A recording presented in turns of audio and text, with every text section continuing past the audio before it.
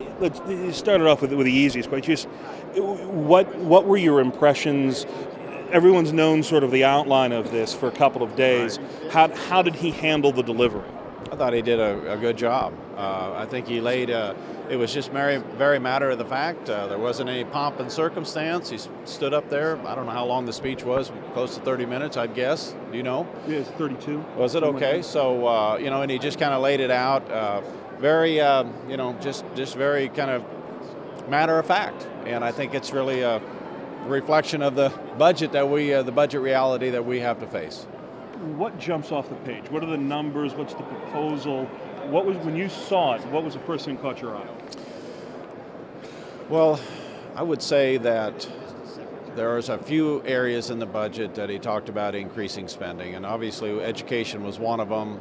It's near and dear to everybody's heart, but to talk about increasing funding for education at the same time when you're talking about closing numerous facilities and cutting services to some pretty vulnerable populations, that did not seem like a good balance. Of course, I have Western Illinois University in my Senate district. I also have all or part of 6 community colleges. I've talked to a number of those higher education facilities, and they have basically said, if you can hold us level or even just a small cut, we'd be happy. We get the reality here, right?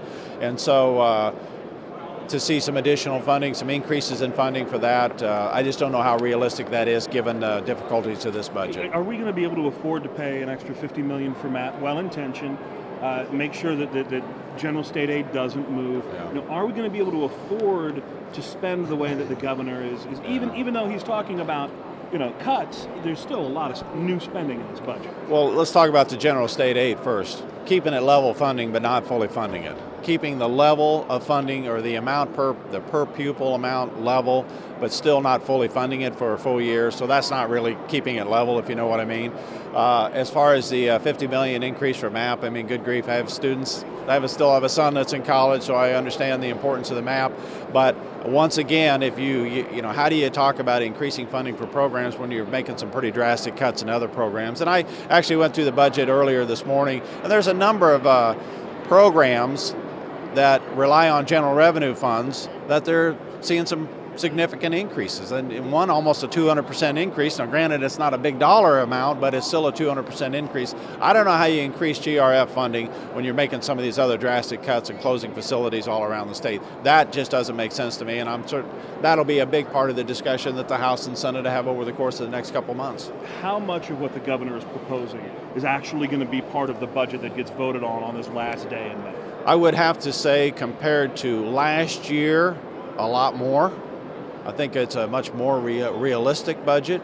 Yesterday morning we had a House and Senate joint revenue hearing to talk about the revenue projections for this upcoming fiscal year, and I was kind of a bit refreshing to see COGFA and the Governor's Office of Management and Budget basically we both say that our revenue numbers are about the same. I mean, they were literally within a few dollars of each other. So for them to do that, I think, is a big step. If you recall last year, Ben, the governor introduced a budget of $2.5 billion out of balance that we had to cut back to pass a balanced budget.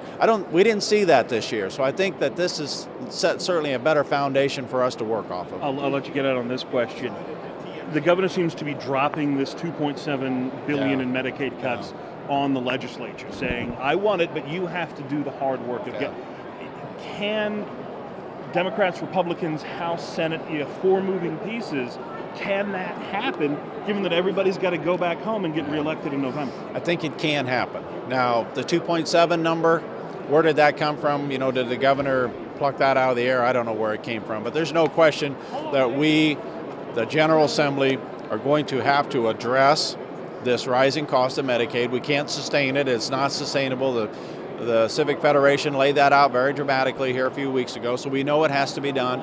We did a lot of work a year ago when we passed the Medicaid reforms, that working group, and those same members are on the governor's working group. So I think it's possible. I think that we can do something. It's not going to be easy. There's going to be a lot of gnashing of teeth and people screaming, but it's something we cannot allow the system to fold, to buckle under its own spending, and so we have to get it under control. One last one.